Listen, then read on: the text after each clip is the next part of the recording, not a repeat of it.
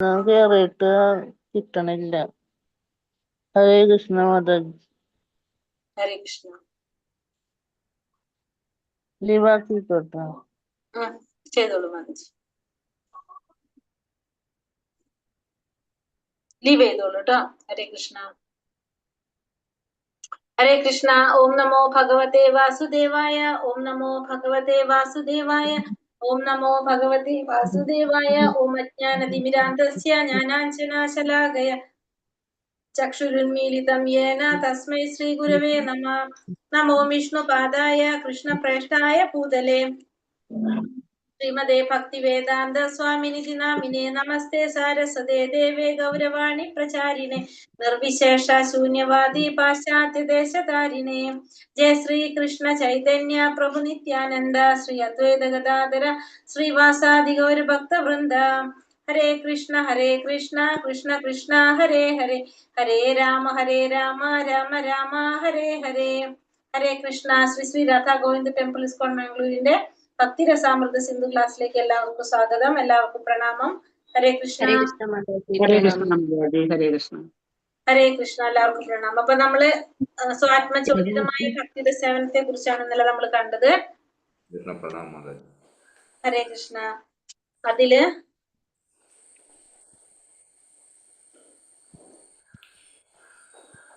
16-ാമത്തെ അധ്യായം നമുക്ക്. അപ്പൊ ഇന്നലത്തെ ഇത് പോണ്ടധ്യായം തന്നെയാണിത്. സ്വാത്മചോദിതമായ ഭക്തിയെ കുറിച്ച് അല്പം കൂടി എന്നാണ് അധ്യായത്തിന്റെ 16-ാമത്തെ അധ്യായത്തിന് പറഞ്ഞിരിക്കുന്നത്. അതായത് അതിൽ നമ്മൾ പറഞ്ഞില്ലേ ബന്ധുത്വത്തെ കുറിച്ചൊക്കെ പറഞ്ഞത്, അതിനെ കുറിച്ച് തന്നെയാണ് ഇവിടെ പറയുന്നത്. നമ്മള് ഇന്നലെ പറഞ്ഞതില് ഒരെണ്ണം ഞാൻ ഇന്നലെ ഗ്രൂപ്പിലൊരു കട്ടിങ് ഇട്ടിട്ടുണ്ടായിരുന്നു, കണ്ടിരുന്നോ? വായിച്ചോ അത്? വായിച്ചിട്ട് മനസ്സിലായിണ്ടാവില്ലേ ആന്തരികവും ബാഹ്യവും എന്താണെന്നുള്ളത്? നമ്മുടെ ചൈതന്യ ചരിതാമൃതത്തിൽ പറഞ്ഞിരിക്കുന്നതായിരുന്നു അത്. ഹരേ കൃഷ്ണ. അപ്പൊ നമ്മള് അധ്യായം 16 സ്വാത്മചോദിതമായ ഭക്തി രസായനത്തെ കുറിച്ച് അല്പം കൂടി എടുക്കാം.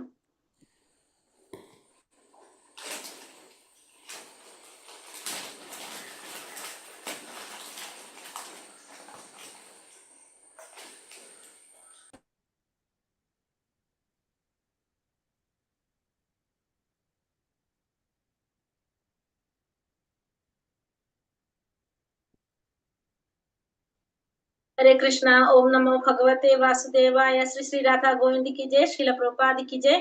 അപ്പൊ അതില് അല്പം കൂടി അതില് നമ്മൾ എന്താ പറയുക, ബന്ധുത്വത്തെ കുറിച്ചാണ് പറയുന്നത്. ബന്ധുത്വത്തെ കുറിച്ച് ഇന്നലെ നമ്മൾ പറഞ്ഞിട്ടുണ്ടായിരുന്നു. അതില് ബന്ധുത്വത്തില് നമ്മൾ ആരെയൊക്കെ പറഞ്ഞത്? ഗോപികമാരിലല്ല പറഞ്ഞത്, യശോദ മാതാവിനെ കുറിച്ച് പറഞ്ഞു. പിന്നെ ആരാണ് കൃഷ്ണനോടുള്ള യദുവംശരില്ല, യദുവംശത്തിൽ നല്ലൊരു പേരെന്താ പറഞ്ഞത്? വൃഷ്ണി എന്ന് പറഞ്ഞ വൃഷ്ണി കുലത്തിലെന്നുള്ളതെന്ന് പറഞ്ഞ അവരുടെ ബന്ധുക്കളല്ലേ? ബന്ധുത്വ. അതെ, സംബന്ധരൂപം, ബന്ധുത. വൃഷ്ണികളാണ്. കൃഷ്ണന്റെ ബന്ധുക്കൾ വൃഷ്ണികളാണ്.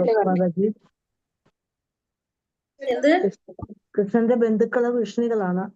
വൃഷ്ണികൾ എന്നാ പറഞ്ഞത്, അതാ ചോദിച്ചത്, വൃഷ്ണി കുലത്തിൽ പറഞ്ഞവര്. അപ്പൊ അത് നമുക്ക് നോക്കാം. അപ്പോൾ ബന്ധുത കൃഷ്ണന്റെ, അതായത് ഭഗവാന്റെ ആദി രൂപത്തിന്റെ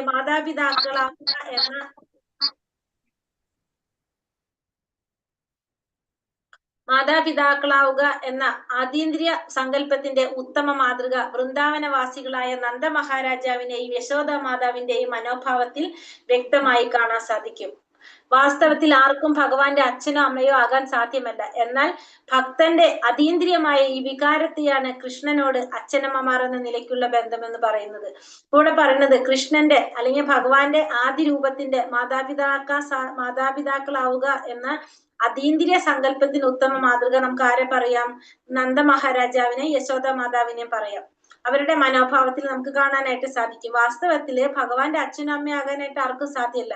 പക്ഷേ ഭക്തന്റെ അതീന്ദ്രിയമായ വികാരത്തെയാണ് നമ്മളിവിടെ പറയുന്നത് കൃഷ്ണനോട് അച്ഛനമ്മമാർ എന്ന നിലയ്ക്കുള്ള ബന്ധം.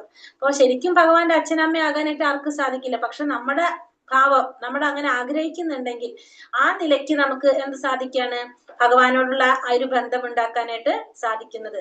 വൃഷ്ണികളുടെയും അതായത് ഭഗവാന്റെ ബന്ധുക്കൾ ദ്വാരകയിലുള്ള വികാരം ഇത് തന്നെയായിരുന്നു. അപ്പോൾ പുത്ര രൂപത്തിലുള്ള ബന്ധം വൃന്ദാവനത്തിലെ വൃഷ്ണി വംശത്തിൽപ്പെട്ട ദ്വാരകാവാസികളിലും പ്രകടമായിരുന്നു. അപ്പൊ ഈ ബന്ധുത്വത്തിന്റെ കാര്യം ആരിലും ഉണ്ടായിരുന്നു?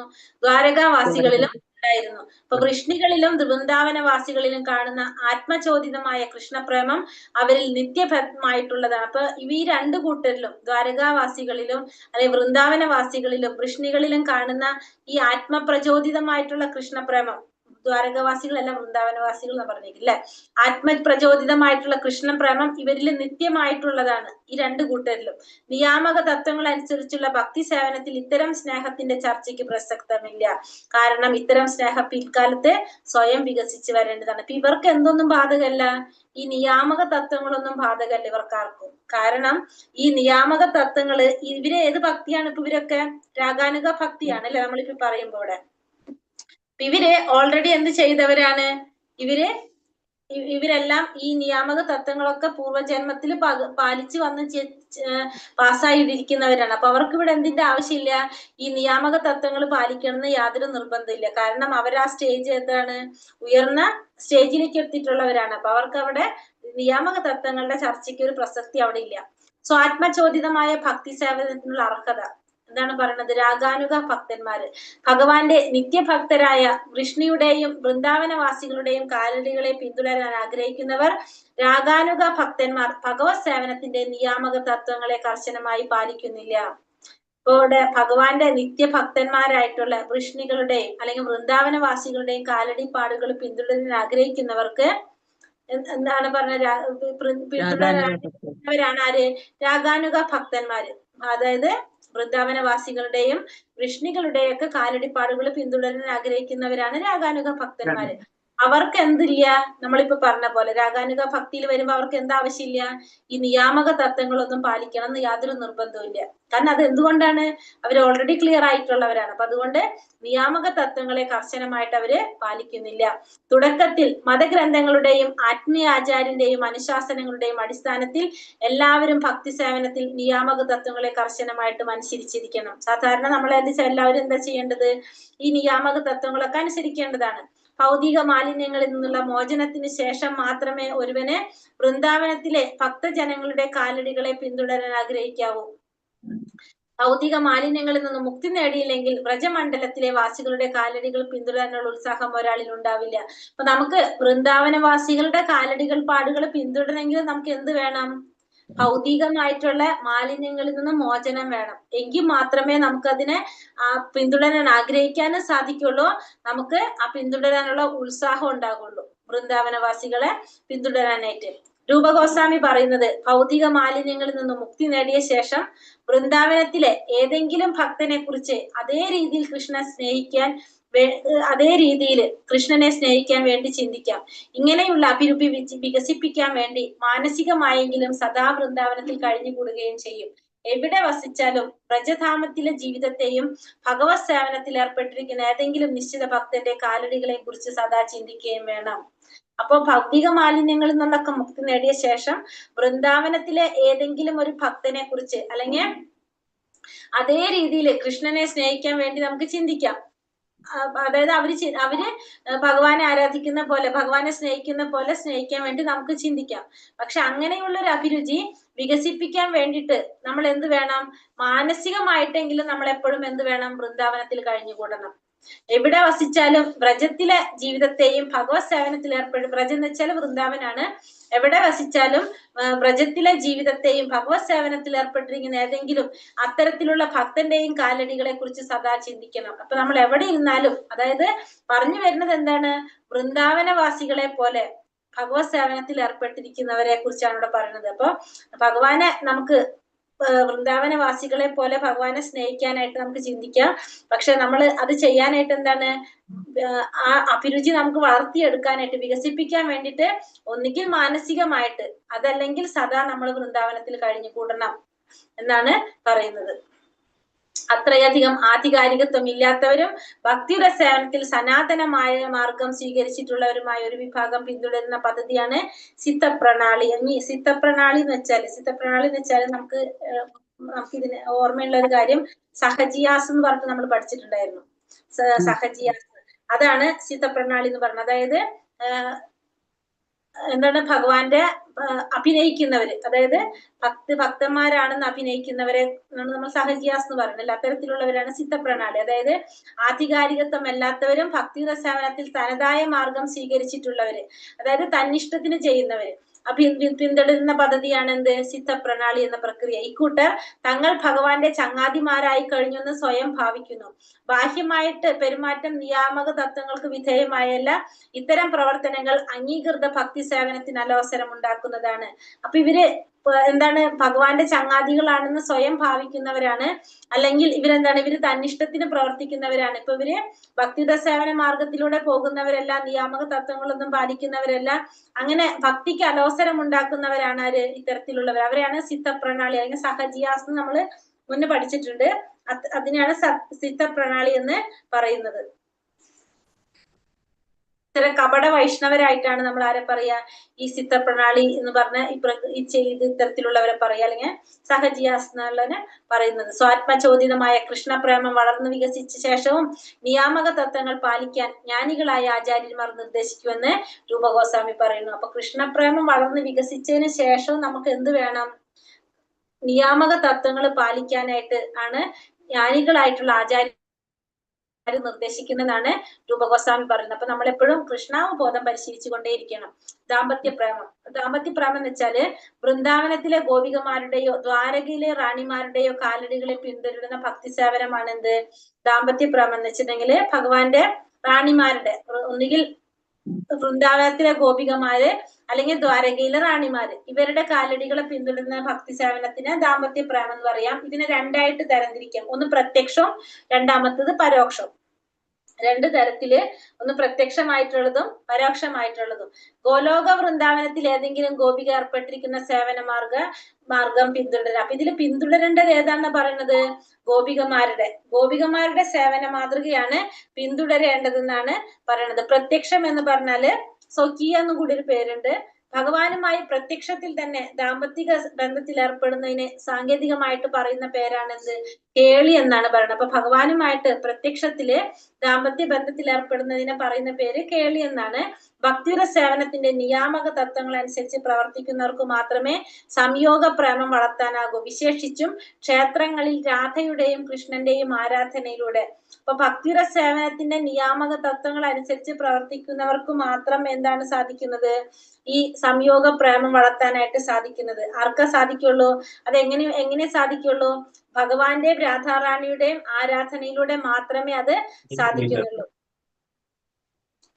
ഇത് ദാമ്പത്യ ബന്ധത്തിന് രണ്ട് ഉൾപിരിവുകളുണ്ട്. ഭാര്യ ഭർത്തന്മാരുടെ രൂപത്തിലും കാമുകി കാമുകന്മാരുടെ രൂപത്തിലും. അതായത് പ്രത്യക്ഷവും പരോക്ഷവും നമ്മൾ പറഞ്ഞത്. പ്രത്യക്ഷം എന്ന് വെച്ചിട്ടുണ്ടെങ്കിൽ സ്വകീയം എന്ന് പറയാം, പരോക്ഷം എന്ന് വെച്ചിട്ടുണ്ടെങ്കിൽ പരകീയം എന്നും പറയാം. രണ്ട് വേറെ പേരുകളുണ്ട്, സ്വകീയവും പരകീയവും കൂടി പറയാനായിട്ട് സാധിക്കും. ഭാര്യയുടെ രൂപത്തിൽ കൃഷ്ണനുമായുള്ള സംയോഗ ബന്ധം വളർത്തുന്നവർ ദ്വാരകയിൽ എത്തിപ്പെടും. അപ്പൊ ഈ സ്വകീയം എന്ന് പറയുന്നത് ഭഗവാന്റെ, അതായത് പ്രത്യക്ഷം എന്ന് പറയുന്നത് ഭഗവാന്റെ ഭാര്യയുടെ രൂപത്തില് ഭഗവാനുമായിട്ടുള്ള ബന്ധം വളർത്താൻ ആഗ്രഹിക്കുന്നവരാണ് എന്ത്, പ്രത്യക്ഷത്തില് സ്വകീയമായിട്ട് ഭഗവാനെ ആയിട്ടുള്ള ആ ബന്ധം പുലർത്താൻ ആഗ്രഹിക്കുന്നവര്. അപ്പൊ അവരെവിടേക്കാണ് പോകുന്നത്, അവര് ഭഗവാന്റെ ദ്വാരകയിലേക്കാണ് അവരെത്തപ്പെടുന്നത്. അവിടെ ഭക്തൻ കൃഷ്ണന്റെ റാണിയായി തീരും.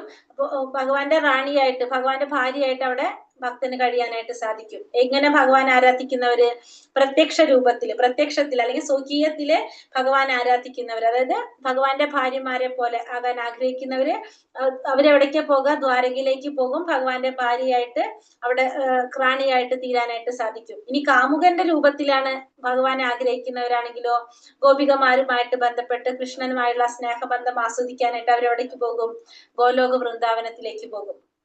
അപ്പൊ മറ്റവര് പോകുന്നത് ദ്വാരകയിലേക്കും ഭഗവാന്റെ ഗോപികമാരുമായിട്ടുള്ള അത്തരത്തിലുള്ള സ്നേഹബന്ധം ആസ്വദിക്കാൻ ആഗ്രഹിക്കുന്നവരാണെങ്കിൽ, ആ ഭാവത്തിലാണെങ്കിൽ അവരെവിടേക്ക് പോകും? ഭഗവാന്റെ അതായത് പരകീയമായിട്ടുള്ള പരോക്ഷ രൂപത്തില് ഗോപികമാരെ പോലെ ആഗ്രഹിക്കുന്നവര് വൃന്ദാവനത്തിൽ, ഗോലോക വൃന്ദാവനത്തിൽ പോകും. അവർക്ക് അവിടെ കൃഷ്ണനുമായിട്ടുള്ള ആ സ്നേഹബന്ധം ആസ്വദിക്കാനായിട്ട് സാധിക്കും. ഈ പറഞ്ഞ സംയോഗം പ്രേമം സ്ത്രീകളിൽ മാത്രമല്ല കാണിത്. അപ്പൊ നമ്മൾ വിചാരിക്കും ഗോപികമാരാകാനും ഭാര്യയാകാനും സാധിക്കുന്ന ആർക്ക് മാത്രമാണ്? സ്ത്രീകൾക്ക് മാത്രമാണ്. പക്ഷെ അങ്ങനെയല്ല. കാരണം സ്ത്രീയെ പുരുഷൻ എന്ന് പറയുന്നത് എന്താണ്? ഈ ശരീരത്തിന്റെ മാത്രമുള്ള വേർതിരിവാണ്. അത് ശരീരത്തിന് മാത്രമാണ് ആ വേർതിരിവുള്ളത്. ശരീരം കൊണ്ടാണ് നമ്മൾ എന്ത് പറയുന്നത്? ഇത് സ്ത്രീയാണ്, ഇത് പുരുഷനാണെന്ന് പറയുന്നത്. ആത്മാവിനെ സംബന്ധിച്ച് എന്തില്ല? ഈ തരത്തിലുള്ള യാതൊരു വ്യത്യാസവും ഇല്ല. അപ്പൊ അതുകൊണ്ട് തന്നെ ഈ പ്രേമം വരുന്നത് സ്ത്രീകളിൽ മാത്രമല്ല, ആത്മീയ പ്രേമത്തിൽ ഭൗതിക ശരീരത്തിന് യാതൊരു പങ്കുമില്ല. കൃഷ്ണന്റെ ചങ്ങാതിയാകാനുള്ള മനോഭാവം സ്ത്രീകളിൽ വളർന്നു വരാം. അതുപോലെ തന്നെ വൃന്ദാവനത്തിലെ ഗോപികമാരുടെ ലക്ഷണങ്ങൾ പുരുഷനിലും വളർന്നു വരികയും ചെയ്യാം. പുരുഷനിലും എന്തുണ്ടാകാം? ഈ വൃന്ദാവനത്തിലെ ഗോപികമാരാകാനുള്ള ആഗ്രഹം ഉണ്ടാകാം. ഉദാഹരണം പറയുന്നത്, പണ്ട് കാലത്ത് ദണ്ഡകാരണ്യത്തിൽ അനേകം സന്യാസിമാരുണ്ടായിരുന്നു. അവര് ശ്രീരാമസ്വാമിയുടെ സൗന്ദര്യത്തിൽ ആകൃഷ്ടരായി അദ്ദേഹത്തെ ആലിംഗനം ചെയ്യാനായിട്ട് ഒരു സ്ത്രീയായി തീരാനായിട്ട് കൊതിച്ചു. അങ്ങനത്തെ കുറെ മഹർഷിമാരുണ്ടായിരുന്നു അവിടെ ദണ്ഡകാരണ്യത്തില്. ആ സമയത്ത് ശ്രീരാമസ്വാമി എങ്ങനെയാണ്? സീതാദേവി മാത്രം, ഒരേ ഒരു ഭാര്യ മാത്രമേ ഉള്ളൂ ശ്രീരാമസ്വാമിയുടെ അവതാരത്തില്. അതേ സ്ഥാനത്ത് പിൽക്കാലത്ത് കൃഷ്ണൻ വൃന്ദാവനത്തിൽ എത്തിയപ്പോ ഗോപികമാരായി ജനിച്ച് ഈ മഹർഷിമാരും അവിടെ എത്തി. അപ്പോ ഇവർക്ക് അനുഗ്രഹം കൊടുത്തതിന്റെ ഫലമായിട്ട് ഇവർക്ക് എന്ത് സാധിച്ചു? ഭഗവാൻ കൃഷ്ണനായിട്ട് അവതരിച്ച സമയത്ത് വൃന്ദാവനത്തിലെത്തി എല്ലാവരും ആരായിട്ട് മാറി? അവിടുത്തെ ഗോപികമാരായിട്ട് മാറിയിട്ട് ഈ മഹർഷിമാരൊക്കെ ഗോപികമാരായിട്ട് മാറി അവിടെ എത്തി അവരെ ആഗ്രഹം സാധിക്കാനായിട്ട് അവരുടെ ആഗ്രഹം നടന്നു. ഈ രീതിയിൽ അവർ ആത്മീയ ജീവിതത്തിന്റെ പൂർണ്ണത നേടി എന്നാണ് പത്മപുരാണത്തിൽ പറയുന്നത്.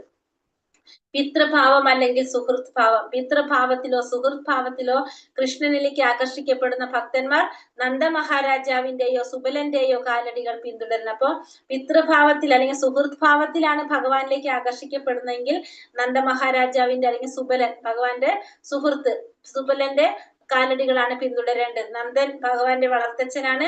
വ്രജഭൂമിയിൽ ഭഗവാന്റെ ഏറ്റവും ഉറ്റ സുഹൃത്ത് സുബലനാണ്.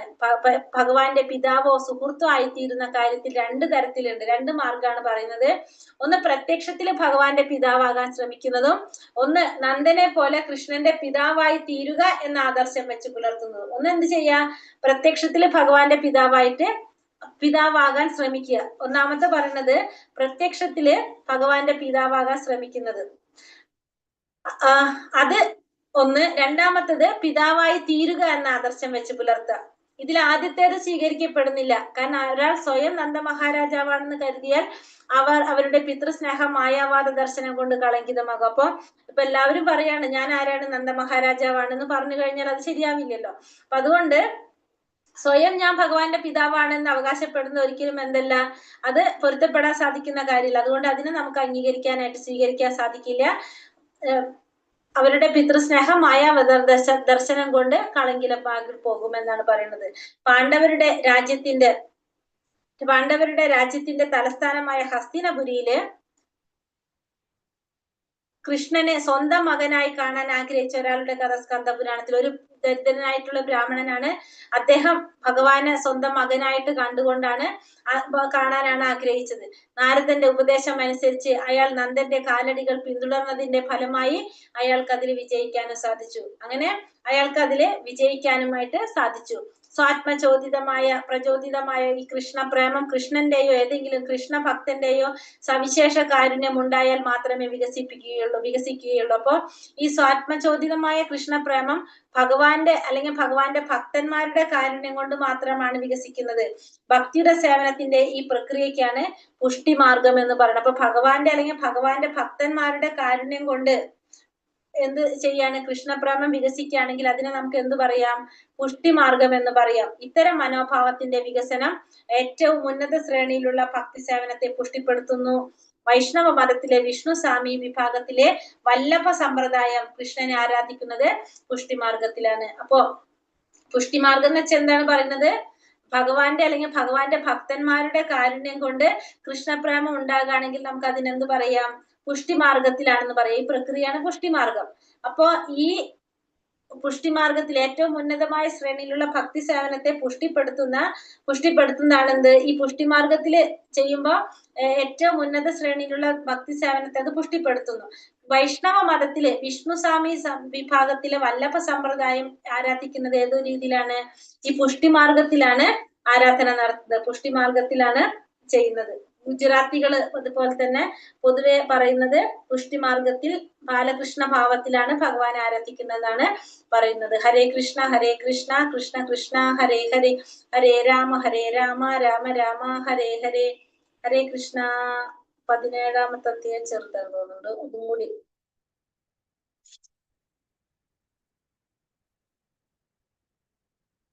അതെ, ഇത് രണ്ട് പേജ് ഉള്ളത്. ഹരേ കൃഷ്ണ ഹർഷോന്മത്തമായിട്ടുള്ള പ്രേമം, അധ്യായം 17. ശ്രീ രാധാ ഗോവിന്ദിക്ക് ജയ്, ശ്രീല പ്രഭുപാദിക്ക് ജയ്. ഭാവത്തിന്റെ നിർവചനം. ഭക്തിയുടെ സേവനം ശുദ്ധ സത്വത്തെ അതീന്ദ്രിയ തലത്തിൽ നിർവഹിക്കപ്പെടുമ്പോൾ അത് കൃഷ്ണപ്രേമത്തിന്റെ ഒരു സൂര്യകിരണം പോലെയാകുന്നു. ആ ഭക്തിയുടെ സേവനത്താൽ ഹൃദയം വിവിധ രുചികളാൽ മാർഗമാവുകയും അപ്പോൾ ഭക്തൻ ഭാവാസ്ഥിതിയിൽ സ്ഥിതനാവുകയും ചെയ്യുന്നു. ചൈതന്യ ചരിതാമൃതത്തിൽ പറയുന്നതാണ്. നമുക്ക് വേണമെന്നില്ല, ഇതിലില്ലല്ലത് ചൈതന്യ ചരിതാമൃതത്തിന്റെ പോയിന്റ് ഇതിലുണ്ടാവാൻ വഴിയില്ല. ക്രമീകൃതമായ ഭക്തിയുടെ സേവനം നടത്തുന്നതിലൂടെ ഒരാൾ ഭൗതിക ഗുണത്തിന് അതീതമായ അതീന്ദ്രിയ ഘട്ടത്തിലേക്ക് ഉയർത്തപ്പെടുന്നു. ഈ അവസരത്തിൽ അയാളുടെ ഹൃദയം സൂര്യകോടി പ്രഭമായിരിക്കും. ഇവിടെ പറയണത് ക്രമീകൃതമായ രീതിയിൽ നമ്മള് അക്രമീകൃതമായ രീതിയിൽ ഭക്തിയുടെ സേവനം നടത്തി വരുമ്പോ അയാൾക്ക് സ്വാഭാവികമായിട്ടും എന്ത് വരും? ആ സത്വരജ തമോ ഗുണങ്ങള് ഇതിന്റെ അതീതമായ ഘട്ടത്തിലേക്ക് ഉയരാനായിട്ട് സാധിക്കും. അപ്പോ ഇയാളുടെ ഹൃദയം എങ്ങനെയാ പറയുന്നത്? സൂര്യകോടി പ്രഭ ആയിരിക്കുന്ന. കാരണം ഈ 3 ഗുണങ്ങളെയൊക്കെ മറികടക്കാനായിട്ട് ആ വ്യക്തിക്ക് സാധിക്കും ക്രമീകൃതമായ രീതിയിൽ ഭക്തിയുടെ സേവനം ചെയ്യുകയാണെങ്കിൽ. ലോകങ്ങൾക്കെല്ലാം ഉപരിയാണ് സൂര്യന്റെ നില, അതിനാൽ ഏതെങ്കിലും തരത്തിലുള്ള മേഘത്തിന് അതിനെ മൂടാനായിട്ട് സാധിക്കില്ല. അതുപോലെ തന്നെ ഭക്തൻ സൂര്യനും തുല്യം പവിത്രീകരിക്കപ്പെടുമ്പോ അയാളുടെ ഹൃദയത്തിൽ നിന്നും ഹർഷോന്മത്തമായ പ്രേമത്തിന്റെ പ്രസരണം ഉണ്ടാകും. അത് സൂര്യപ്രകാശത്തെക്കാൾ മഹത്തരമായിരിക്കും എന്നാ പറയണത്. അപ്പോൾ മാത്രമാണ് കൃഷ്ണോന്മുഖമായ ആസക്തി പരിപൂർണമാകുന്നത്. അപ്പൊ ഭക്തിയുടെ സേവനത്തിലൂടെ എന്താ സംഭവിക്കുന്നത്? അയാളുടെ ഹൃദയത്തിൽ ഹർഷോന്മത്തമായിട്ടുള്ള പ്രേമത്തിന്റെ പ്രസരണങ്ങൾ ഉണ്ടാകുമ്പോൾ അത് സൂര്യപ്രകാശത്തെക്കാൾ മഹത്തരമാവുകയും പരിപൂർണമായ രീതിയിൽ എന്തുണ്ടാവും? കൃഷ്ണോന്മുഖമായ ആസക്തി ഉണ്ടാകുന്നത് അപ്പോഴാണെന്നാണ് പറയുന്നത്. ഈ ഘട്ടത്തിൽ ഭക്തൻ ഉത്തമാധികാരിയുടെ സമ്പൂർണ്ണ ഭക്തിയുടെ വിധാനത്തിലെത്തുകയും ഈ ഭക്തന് ഭൗതികമായ പ്രീതി വാത്സല്യത്തിന്റെ വിക്ഷോഭങ്ങളൊന്നും ഉണ്ടാവില്ല. രാധയെയും കൃഷ്ണനെയും സേവിക്കുക എന്നതിൽ കവിഞ്ഞ് യാതൊരു താല്പര്യവും ആർക്കുണ്ടാവില്ല. ഈ ലക്ഷ്യത്തിൽ ഹർഷോന്മത്തമായിട്ടുള്ള പ്രേമം എന്നാണ് പറയുന്നത്, ഹർഷോന്മത്തം. അപ്പൊ അത്രയും ആഹ്ലാദത്തോടു കൂടിയിട്ടുള്ള ഭഗവാനോടുള്ള പ്രേമം, അതാണ് ഈ അധ്യായത്തിൽ പറയുന്നത്. അപ്പൊ അവിടെ ഈ ലക്ഷ്യത്തിൽ ഈ സ്റ്റേജിൽ എത്തിക്കഴിഞ്ഞാൽ അവർക്ക് എന്തുമാത്രം ലക്ഷ്യമുള്ളൂ? ഭഗവാനെ സേവിക്കുക, രാധയെയും ഭഗവാനെയും സേവിക്കാന്ന് കഴിഞ്ഞ് വേറെ ഒന്നും അവർക്ക് ഉണ്ടാവില്ല. ഭഗവാന്റെ നേരെയുള്ള ഈ വിശുദ്ധ പ്രേമത്തിന്റെ ആദ്യ ലക്ഷണമാണ് എന്ത്? ഹർഷോന്മാദം എന്ന് തന്ത്രശാസ്ത്രത്തിൽ പറയുന്നു. അപ്പൊ വിശുദ്ധ പ്രേമത്തിന്റെ, ഭഗവാനോടുള്ള ആ വിശുദ്ധ പ്രേമത്തിന്റെ ലക്ഷണമാണ് എന്ത്? ഹർഷോന്മാദം. ഈ ഹർഷോന്മാദ അവസ്ഥയിൽ എത്തിക്കഴിഞ്ഞാൽ എന്താണ്? കരയുകയും വിറകൊള്ളുകയും ചെയ്യും. ഈ ലക്ഷണങ്ങൾ എപ്പോഴും പ്രകടമാകണം എന്നില്ല, കൂടെ ഉണ്ട്. അപ്പൊ ഈ ഹർഷോന്മാദത്തിൽ എത്തിക്കഴിഞ്ഞാൽ അവരിടയ്ക്കിടയ്ക്ക് കരഞ്ഞുകൊണ്ടിരിക്കും, അവരിടയ്ക്കിടയ്ക്ക് ഇങ്ങനെ വിറച്ചുകൊണ്ടിരിക്കും. ഇതൊക്കെ എന്തിന്റെ ലക്ഷണമാണ്? ഹർഷോന്മാദത്തിൽ എത്തിയതിൻ്റെ ഉള്ള ലക്ഷണമായിട്ടാണ് പറയുന്നത്. ഉദാഹരണം പറയുന്നത് ദുർവാസ മഹർഷി അംബരീഷ് മഹാരാജാവിനെ കഷ്ടപ്പെടുത്തിയപ്പോ അംബരീഷ് മഹാരാജാവ് കൃഷ്ണ ഭഗവാന്റെ പാദകമലങ്ങളെ ധ്യാനിച്ചു. ഈ അവസരത്തിൽ അദ്ദേഹത്തിന്റെ ശരീരത്തിൽ പലതരത്തിലുള്ള മാറ്റങ്ങൾ അനുഭവപ്പെട്ടു. കണ്ണീര് ധാരധാരയായിട്ട് ഒഴുകി. ഈ ലക്ഷണങ്ങളെല്ലാം ഹർഷോന്മാദത്തിന്റെ പ്രവർത്തനങ്ങളായിട്ടാണ് പറയുന്നത്. ശരീരം വിറകൊള്ളുന്നത്, കണ്ണീര് പൊഴിക്കുന്നതൊക്കെ എന്താണ്? നമുക്ക് ദൃശ്യമായിട്ട് മനസ്സിലാക്കാവുന്ന കാര്യങ്ങളാണ്. ഏതവസ്ഥയിൽ എത്തുമ്പോഴാണ് കാണുന്നത്? ഹർഷോന്മാദത്തിന്റെ ആ പരിപൂർണതമായിട്ടുള്ള അവസ്ഥയിൽ, ഹർഷോന്മാദ അവസ്ഥയിൽ എത്തുമ്പോ ഉണ്ടായതാണ്. അത് ദുർവാസ മഹർഷിയെ കൊണ്ട് കഷ്ടപ്പെടുത്തിയ സമയത്ത് അംബരീഷ് മഹാരാജാവ് ഭഗവാനെ ധ്യാനിച്ച സമയത്ത്, ഭഗവാന്റെ പാദകമലങ്ങളെ ധ്യാനിച്ച സമയത്ത് ആർക്ക് അനുഭവപ്പെട്ടിരുന്നത്? അംബരീഷ് മഹാരാജാവിന് അനുഭവപ്പെട്ടതാണിത്. ഹർഷോന്മത്ത പ്രേമം വളർത്തിയെടുക്കുക, ഹർഷോന്മത്ത പ്രേമത്തിന് ഘട്ടത്തിലേക്ക് ഉയരാൻ 2 മാർഗങ്ങൾ. ഒന്ന് ശുദ്ധഭക്തന്മാരുമായിട്ടുള്ള നിരന്തര സമ്പർക്കം. നമ്മൾ സാധാരണ പറയുന്ന ഒരു കാര്യം, ശുദ്ധഭക്തന്മാരുമായിട്ടുള്ള സമ്പർക്കത്തിലൂടെ നമുക്ക് ഇത് വളർത്തിയെടുക്കാനായിട്ട് സാധിക്കും, നിരന്തര സമ്പർക്കത്തിലൂടെ. രണ്ടാമത്തത് ഭഗവാന്റെ അല്ലെങ്കിൽ ഭഗവാന്റെ ശുദ്ധഭക്തന്റെ സവിശേഷ കാരുണ്യം കൊണ്ട്. അത് വളരെ അപൂർവമായിട്ടുണ്ടാവുന്നതാണ്. ഒന്നുകിൽ ഭഗവാന്റെ അല്ലെങ്കിൽ ഭഗവാന്റെ ശുദ്ധഭക്തന്മാരുടെ കാരുണ്യം കൊണ്ട്. അപ്പൊ ചിലപ്പോ എന്താ പറയുന്നത്, സ്കൂളിലോ കോളേജിലോ കാലുകുത്തക പോലും ചെയ്തിട്ടില്ലാത്തവര് മഹാപണ്ഡിതനായി അംഗീകരിക്കപ്പെടുന്ന പോലെയാണിത്. അപ്പൊ ചിലപ്പോ ചിലവരുണ്ടാവും, നമ്മൾ പറയില്ല, അത് 100-ൽ ഒരാൾക്ക് ലോട്ടറി അടിക്കാന്ന് പറഞ്ഞ പോലെ, ലോട്ടറി അടിക്കുന്ന പോലെ സ്കൂളിലും കോളേജിലും ഒന്നും കാലുകുത്ത പോലും ചെയ്യാത്ത വ്യക്തിയെ പണ്ഡിതനായിട്ട് അംഗീകരിക്കപ്പെടുന്നത് പോലെ. അതായത് വലിയ സർവകലാശാലകൾ ഓണററി ഡിഗ്രി നൽകുന്നത് പോലെയാണെന്ന് പറയാം. എന്നാൽ സ്കൂളുകളും കോളേജുകളും ഒഴിവാക്കണമെന്നും എപ്പോഴും ഓണററി ഡിഗ്രി ലഭിക്കുമെന്നും ഇതിനർത്ഥമില്ല. അപ്പൊ എപ്പോഴും നമുക്കത് സംഭവിക്കണമെന്നില്ല, പക്ഷെ ലോട്ടറി അടിക്കുന്ന പോലെ എന്ന് പറയാം നമുക്കത്. ഇതുപോലെ തന്നെ ഭക്തിരസേവനത്തിന്റെ നിയാമക തത്വങ്ങൾ ആത്മാർത്ഥമായി പ്രയോഗത്തിൽ കൊണ്ടുവരുന്നതോടൊപ്പം കൃഷ്ണന്റെയോ ഭക്തന്റെയോ ഔദാര്യം പ്രതീക്ഷിക്കുകയാണ് വേണ്ടത്. അപ്പൊ നമ്മള് ഇങ്ങനെ നിയാമക തത്വങ്ങളോട് കൂടി നമ്മൾ പ്രവർത്തിച്ചു കൊണ്ടേയിരിക്കുമ്പോൾ നമ്മൾ എപ്പോഴും പ്രതീക്ഷിക്കുക ഭഗവാന്റെ അല്ലെങ്കിൽ ഭഗവാന്റെ ഭക്തന്മാരുടെ കാരുണ്യം. ഇപ്പൊ നമ്മൾ ഈ ലോട്ടറി അടിച്ച പോലെ ചിലപ്പോൾ നമുക്ക് എന്ത് സാധിക്കും, ഈ ഹർഷോന്മത്തമായിട്ടുള്ള പ്രേമം വളർത്തിയെടുക്കാനായിട്ട് ഭഗവാന്റെ അല്ലെങ്കിൽ ഭഗവാന്റെ ഭക്തന്മാരുടെ കാരുണ്യം കൊണ്ട് നമുക്ക് സാധിക്കും. പക്ഷെ അത് എപ്പോഴും പ്രതീക്ഷിക്കാൻ പറ്റില്ല. പക്ഷെ നമ്മൾ ചിലപ്പോ ആർക്കെങ്കിലും അത് കിട്ടാം.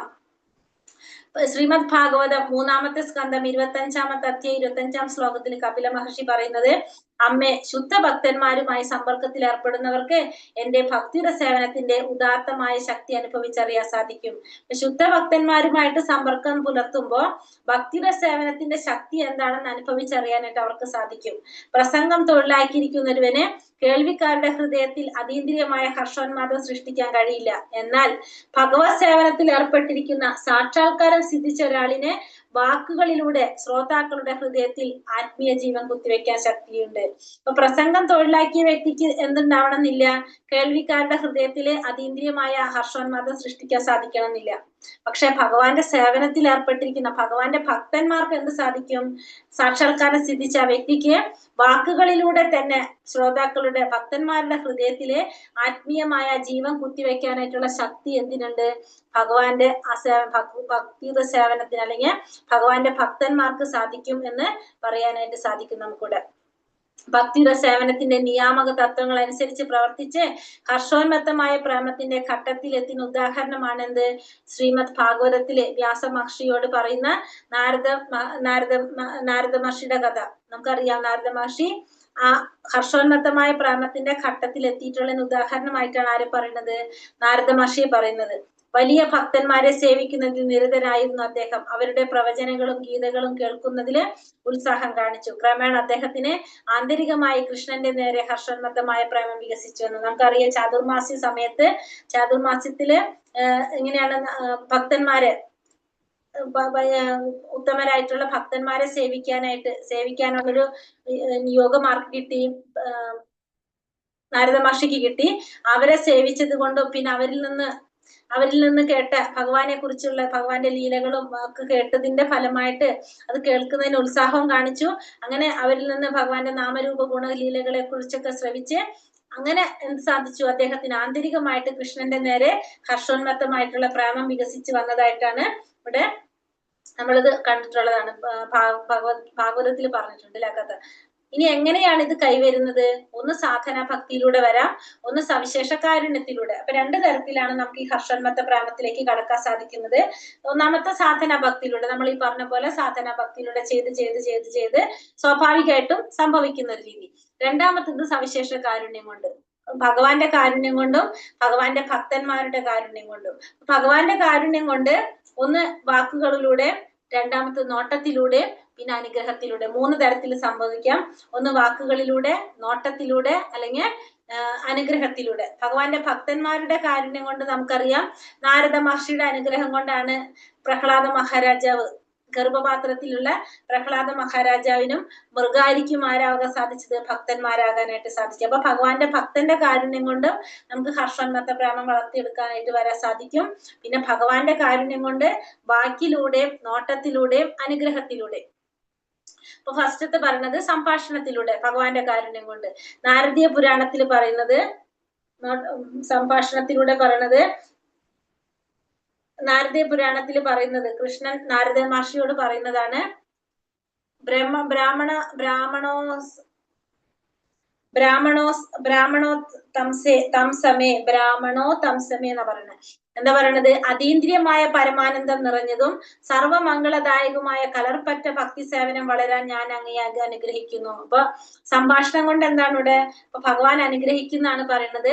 കാരണം ആ അതീന്ദ്രിയമായ പരമാനന്ദം നിറഞ്ഞതും സർവമംഗളകരമായിട്ടുള്ള ഭക്തിയുത സേവനത്തിന് ഭക്തിയുത സേവനം വളരാനായിട്ട് ഞാൻ അങ്ങയെ അനുഗ്രഹിക്കുന്നു. അപ്പൊ സംഭാഷണത്തിലൂടെ ഈ ഹർഷോന്മത്തമായ പ്രേമം വളർന്നതായിട്ട് പറയുന്ന ഒരു ഉദാഹരണമാണ് ഭഗവാൻ നാരദ മഹർഷിയോട് പറയുന്നത്. ഇനി നോട്ടം കൊണ്ട് സ്കന്ദപുരാണത്തിൽ പറയുന്നത് ഹർഷോന്മത്തമായിട്ടുള്ള പ്രേമം വളർന്നത് ജാങ്കരദേശവാസികള് കൃഷ്ണനെ കണ്ടപ്പോ അദ്ദേഹത്തിൽ നിന്ന് കണ്ണ് പറിക്കാനാകാതെ അന്തം വിട്ടുപോയി എന്നാ പറഞ്ഞപ്പോ നോട്ടം കൊണ്ട് എങ്ങനെ പറഞ്ഞത്? ജാങ്കരദേശവാസികള് ഭഗവാനെ കണ്ടപ്പോ എങ്ങനെയാണ്? അദ്ദേഹത്തിൽ നിന്ന് കണ്ണ് പറിക്കാനാകാത്ത വിധത്തില് അന്തം വിട്ടുപോയി. അങ്ങനെ നോട്ടത്തിലൂടെ എന്ത് സാധിക്കും? ഹർഷോന്മത്ത പ്രേമം വളർന്നതിന് പറയുന്ന ഉദാഹരണമാണ് ഈ ജാങ്കരവാസികളെ കുറിച്ച് സ്കന്ദപുരാണത്തിൽ പറയുന്നത്. ഇനി മൂന്നാമത്തെ എന്താണ് പറഞ്ഞത് നമ്മള്?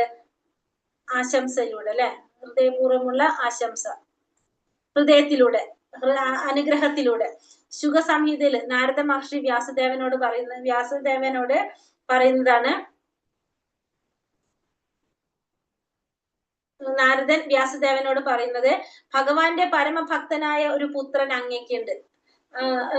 നാരദ മഹർഷി പറയുന്നത് വ്യാസദേവനോട് ഭഗവാന്റെ പരമഭക്തനായിട്ടുള്ള ഒരു പുത്രൻ അങ്ങേക്കുണ്ട്. ഭക്തി സേവനത്തിന്റെ നിയാമക തത്വങ്ങളൊന്നും അനുസരിക്കാതെ തന്നെ അനവധി ജന്മങ്ങളിൽ ഭക്തി സേവനം നടത്തി കൈവരിക്കുന്ന നേട്ടങ്ങളുടെ ലക്ഷണങ്ങൾ കൊണ്ട് അദ്ദേഹം സമ്പന്നനാണെന്ന് ഞാൻ കാണുന്നു. അപ്പൊ ശുകദേവ ഗോസ്വാമിയെ കുറിച്ചുകൂടെ പറയുന്നതാണ്. എന്താ പറയുന്നത്?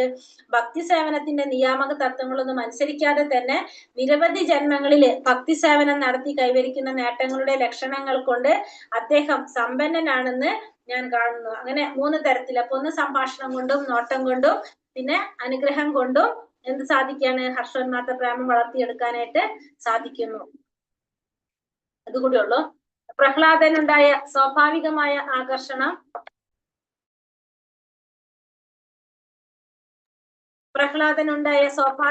ആകർഷണം നാരദന്റെ കാരുണ്യം മൂലമാണ്. പ്രഹ്ലാദൻ അമ്മയുടെ ഗർഭത്തിലായിരിക്കുമ്പോൾ ഭക്തിയുത സേവനത്തിന്റെ ശാസ്ത്രം അവർക്ക് സ്നേഹപൂർവ്വം ഉപദേശിച്ചു കൊടുത്തത് നാരദനാണ്. ഗർഭസ്ഥ ശിശുവിനും ഇതുകൊണ്ട് പ്രയോജനം ഉണ്ടാകണമെന്ന് നാരദൻ ആഗ്രഹിക്കുകയും ചെയ്തു. ഭഗവാന്റെ ആധികാരിക ഭക്തനായ നാരദൻ ശുഭം ആശംസിച്ചതിന്റെ ഫലമായി പ്രഹ്ലാദൻ മേലേക്കിടെയുള്ള ഉത്തമ ഭക്തനായി തീർന്നു. ഇതാണ് സ്വാഭാവികമായ ആകർഷണം എന്ന് പറയുന്നത്. ഇതിനെ ഭഗവാന്റെയോ ഭക്തോത്തംസമായ നാരദന്റെയോ സവിശേഷ കാരുണ്യം മൂലമാണുള്ളത്. ഇത് ഭഗവാന്റെ അല്ലെങ്കിൽ ഭഗവാന്റെ ഉത്തമ ഭക്തന്മാരുടെ കാരുണ്യം കൊണ്ടാണ് എന്തുണ്ടായത്? ഇത് സംഭവിച്ചത്. അതായത് ഇപ്പൊ പ്രഹ്ലാദ മഹാരാജാവിന് നമുക്കറിയാം, അമ്മയുടെ ഗർഭത്തിലായിരിക്കുന്ന സമയത്ത് ഭക്തിത സേവനത്തിന്റെ ശാസ്ത്രം അവർക്ക് ഉപദേശിച്ചു കൊടുത്തപ്പോ ഗർഭസ്ഥയിലിരിക്കുന്ന ശിശുവും അത് കേട്ടു. അപ്പോ അത് കേൾക്കണം എന്ന് ആരാഗ്രഹിച്ചു? നാരദ മഹർഷി ആഗ്രഹിക്കുകയും ചെയ്തു. അങ്ങനെ ആധികാരികമായിട്ട് ഭക്തനായിട്ടുള്ള നാരദൻ ശുഭം ആശംസിച്ചതിന്റെ ഫലമായിട്ടാണ് ഒരു ഉത്തമ ഭക്തനായിട്ട് ആര് മാറിയത്? പ്രഹ്ലാദകുമാരൻ മാറിയത്. സ്കന്ദപുരാണത്തില് പർവൻ എന്ന മുനി നാരദ മഹർഷിയോട് പറയുന്നത്, പ്രിയപ്പെട്ട നാരദരെ, അങ്ങയുടെ ആശംസ ഒന്നുകൊണ്ട് മാത്രം അധകൃത വർഗത്തിൽപ്പെട്ട വേടൻ പോലും മൃഗാരി ആരായിട്ട് മാറി? മഹാനായെന്ന് മാത്രമല്ല ഉന്നത ശ്രേണിയിലുള്ള കൃഷ്ണഭക്തനായി തീർന്നു. പുണ്യാത്മാക്കളിൽ വെച്ച് അത്രയ്ക്കും വലിയ മഹാനും ഗംഭീരനുമാണ് അങ്ങ്. അപ്പൊ നാരദ മഹർഷിയുടെ കാരുണ്യം കൊണ്ടാണ് ആര് മൃഗാരിമാരായിട്ട് മാറുന്നത്? ഭക്തനായിട്ട് മാറുന്നത്. ഇവിടെ ഭഗവാന്റെ കാരുണ്യം കൊണ്ടും ഭക്തന്മാരുടെ കാര്യം കൊണ്ടും നമുക്ക് എന്തിലേക്ക് കടക്കാൻ സാധിക്കും? ഹർഷോന്മത്ത പ്രേമം വളർത്താനായിട്ട് സാധിക്കും എന്നുള്ളതാണ് ഇവിടെ പറയുന്നത്. ഹരേ കൃഷ്ണ.